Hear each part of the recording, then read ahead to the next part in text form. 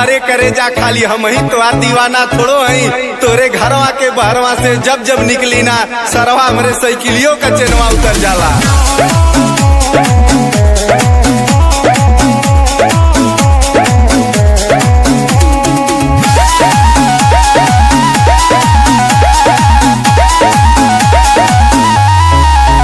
जानू बड़ा बाबा बंदी ना बात कर गंदी कुल बंद बाबा जार भइल बाटे बंदी बुझला।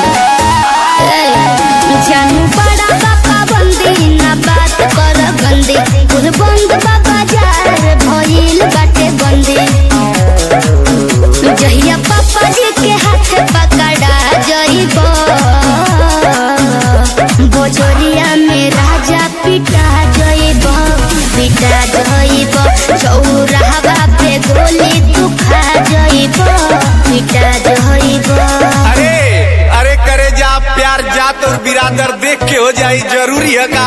और तो से हम साल भर से कहती कि करे जा कल अभी हवा तो कहलू कि नहीं हमार बाबूजी भी चौराहा पे गोली मरवा दिया। तो करे जा हम तो से पूछती कि तुम्हार बापा हिंदी पिक्चर का मिसपूरी है का। तब का प्रेमी है, पागल है, दीवाना है।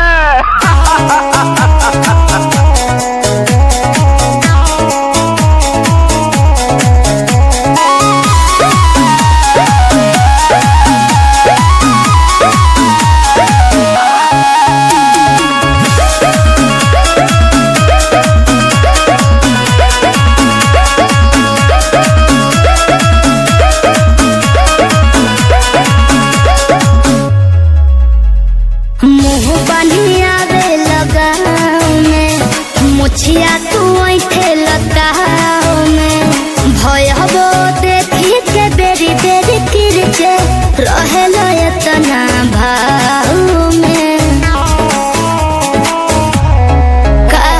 मुँह बनिया बे लगाओ में मुछिया तू ऐठे लताओ में भयबो देखी के बेरी बेरी किरचे रहेल एतना भाव में।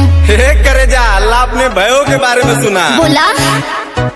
अरे करे जा हम तोरे गौवा में केतनो मुहवा बांध के आई ना है तोहार छोटका भाईवा हमके पहचान लेवेला। का बताई एकर आदत इतना बिगाड़ देले ना कि दतवा जियार के जीजा 10 रुपया दे दा गोड़वा पर के मांग लेवेला। भाग झूठा दीदा 10 रुपया दा। जवान टूट गया।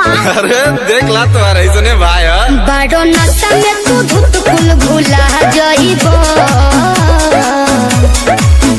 बोला जहिया पापा जी के हाथ